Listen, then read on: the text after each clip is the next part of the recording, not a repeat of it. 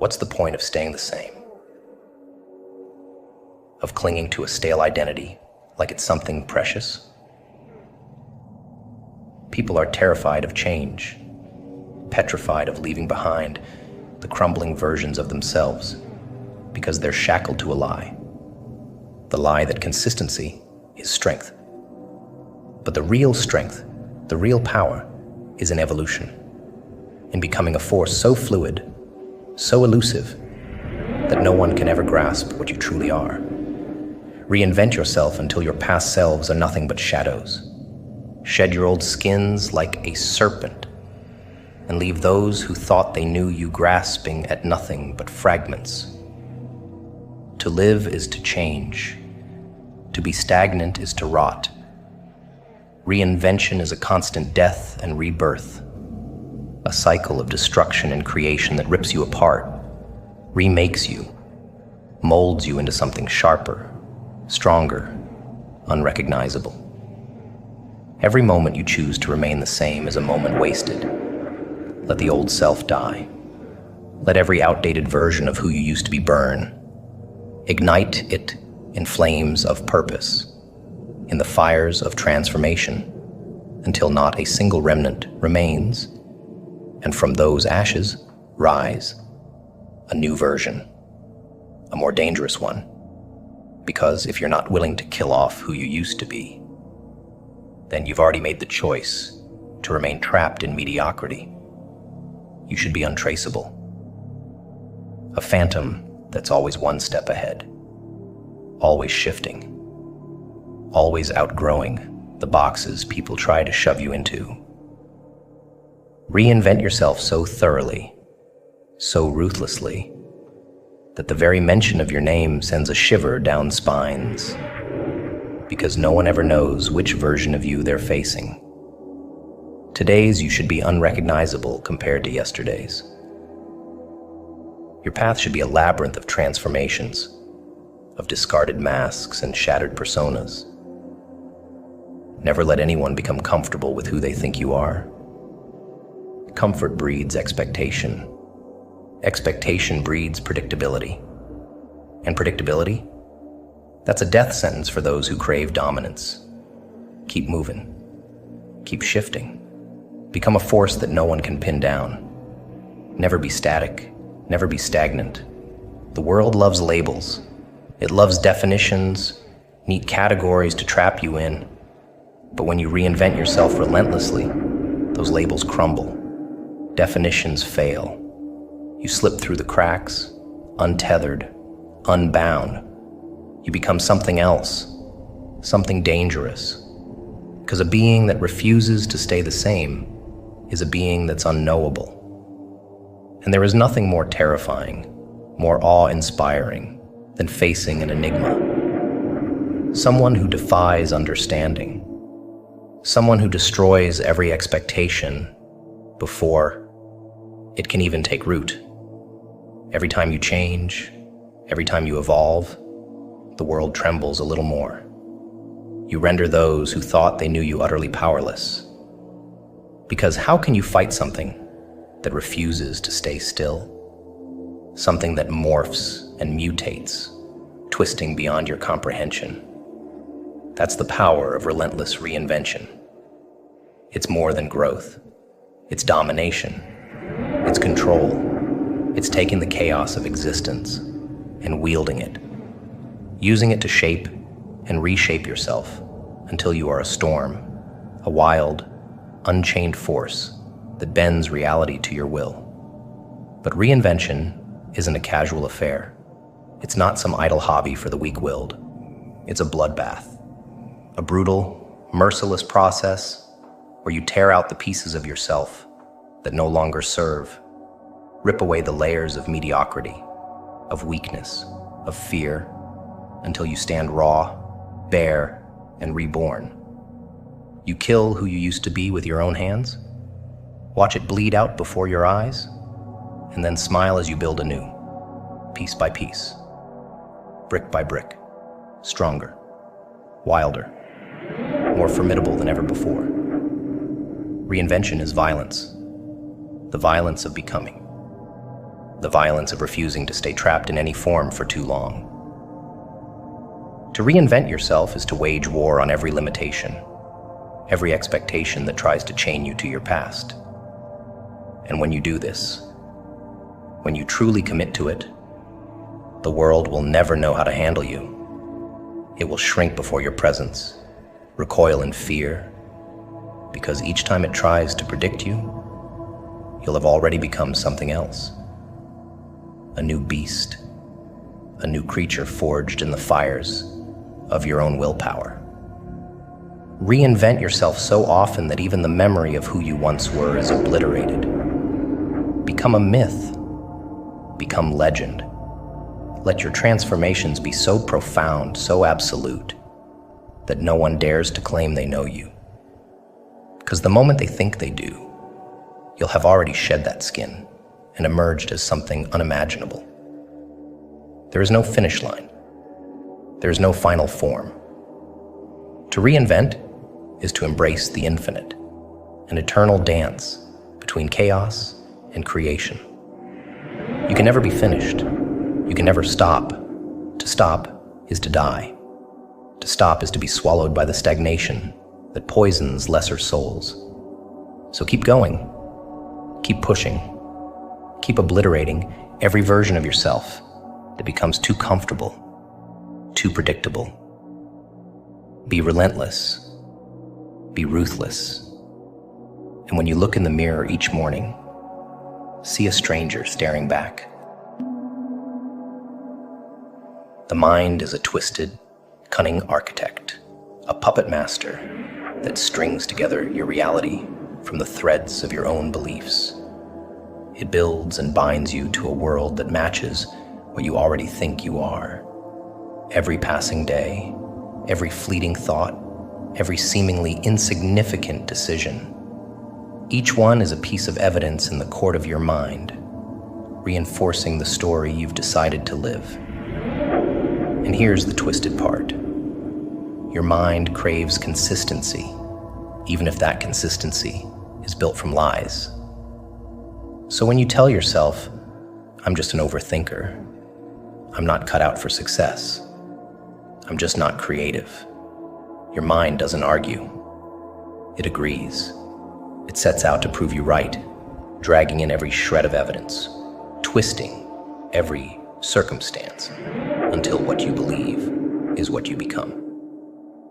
Beliefs are the chains we forge ourselves, link by link, day by day, until we are shackled to a reality we never wanted. A prison of the mind.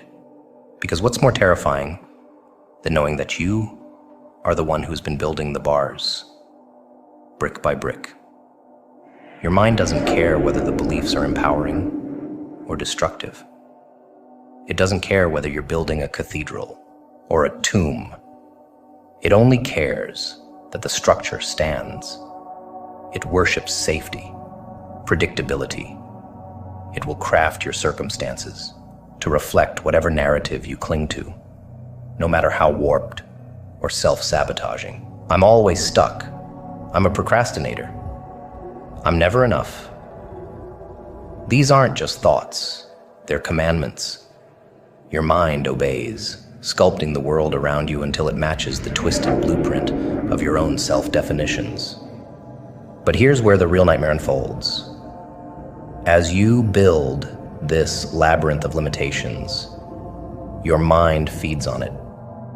It thrives in the familiar, no matter how suffocating. It adores the predictable suffering, the pain that comes on cue, because at least that pain is known, safe. But the unknown, the chaos of change, it recoils from it, like a creature terrified of the light. And so it will do anything to keep you where you are. It will twist every situation, warp every perception, to make the external world reflect your internal beliefs. So if you believe that you're destined to be average, to fail, to be unseen, your mind will lead you unconsciously through every decision, every action, making certain that's exactly what you get. But here's the secret. That same twisted mechanism, that same relentless drive for consistency can be turned against itself. If you dare to redefine your beliefs, if you tear up the script and rewrite the narrative, the mind will be forced to follow. It's a slave to your convictions, whether those convictions are chains or wings. But this isn't some feel-good fantasy where you chant affirmations and expect the world to bend to your will. Number, it's a war against your own wiring. Because the moment you decide to believe something new, every piece of evidence you've gathered, every habit of thought, will rise up in rebellion. Your mind will scream at you, drag you back, throw every doubt, every failure, every fear in your path, to pull you back to what's safe. But those who master themselves, they know this. They expect the resistance. They crave it, because that resistance is the first sign that the old beliefs are being ripped apart. So when you decide to believe something greater, something dangerous, I am disciplined, I am powerful, I am limitless, your mind will fight, but it will adapt, because it must. That's the design. It cannot not comply. It's programmed to align itself with whatever it's fed. So feed it a reality that forces it to expand. Feed it a narrative that demands transformation. Feed it beliefs so potent, so radically opposed to your past, that the only way it can survive is to evolve. But be ruthless, be meticulous, because your beliefs are not just ideas, they're weapons. And if you don't wield them with precision, they will turn on you. Every thought, every word, every mental label you casually slap on yourself is a command to the subconscious, a blueprint for your future. So, if you're saying, I can't focus, I'm always distracted, I'm not creative, then you're signing off on a contract that binds you to mediocrity. But flip the script. Inject your mind with something dangerous, something that frightens it, something that shatters the safety of what it's clung to. Because when you start saying, I'm unstoppable, I am brilliance incarnate, I'm a force that adapts and conquers, your mind has no choice but to prove you right. That's the irony of it all. The mind's weakness is also its greatest strength. Its obsession with consistency can trap you, yes, but it can also be your greatest liberator. If you master it, if you have the audacity to declare a new set of beliefs and commit to them, the universe inside your skull must shift. Your mind will be forced to gather new evidence, to warp your circumstances to fit the new commands. But this isn't a change that happens overnight. This is a surgical transformation, a dismantling of the old infrastructure, a tearing down of the old walls, so that something new, something limitless, can rise in its place. So redefine what you are. Start from the ground up. Tear apart the old foundations with merciless precision and rebuild. Every day, every thought, every breath, make it align with the vision you're carving out of the wreckage of what used to be. Refine your inner world until your mind bows to the new reality. And when it does, everything outside will fall in line. Because the external world, it's just the echo of the battle you've won or lost inside your own skull. There's no limit to what you can believe. And when there's no limit to what you believe, there's no limit to what you can become. Regret is a silent assassin, creeping through every breath of a wasted life. Too many, far too many, stay shackled in rooms that suffocate them, wasting away in stale air, forcing smiles under dim lights, trying desperately to convince themselves that this miserable chamber of existence is where they belong. Because the lie they tell themselves is that admitting a mistake is weakness, that turning back, admitting failure, is a betrayal of their pride. So they linger, year after year, trapped in a cage of their own making, when in reality, there is nothing more pathetic, more degrading, than staying in a place that was never meant to house you. It's the greatest deception of the human mind, the fear of starting over, the paralyzing dread of looking at a dead end and saying, I don't belong here. But it's not courage to endure the wrong path. It's cowardice. Cowardice to look at the wrong door, the wrong room, the wrong life, and stay simply because leaving would mean confronting your own misjudgment. Better to stay in hell than risk the unknown. That's the sick mantra of the trapped. But the irony is, refusing to admit you're in the wrong place doesn't just trap you, it rots you from within. Every day spent clinging to a mistake is another day your soul decays, withering away in the dark until you're little more than a husk in a room that never had any space for your greatness. Imagine it. A lifetime spent suffocating in the wrong room, every breath a betrayal of your own potential. And why? Because admitting the error, confessing that you took the wrong path, is too humiliating, too painful. So you stay. You tolerate the aching discomfort, the gnawing dread, the whispers, you don't belong here. But the discomfort doesn't diminish. It only grows. It swells like a poison, spreading through every corner of your mind, every thought, until you're paralyzed, until you can no longer see a way out, until you become the room, a part of its furniture, stationary, stagnant, dying. What fools, those who fear stepping back when the only real danger is staying still. Mistakes are not prisons. Wrong choices are not life sentences. But the refusal to acknowledge them, that is. Because admitting you took the wrong path, that you wasted time, that you walked through the wrong door, takes more strength than any hollow endurance.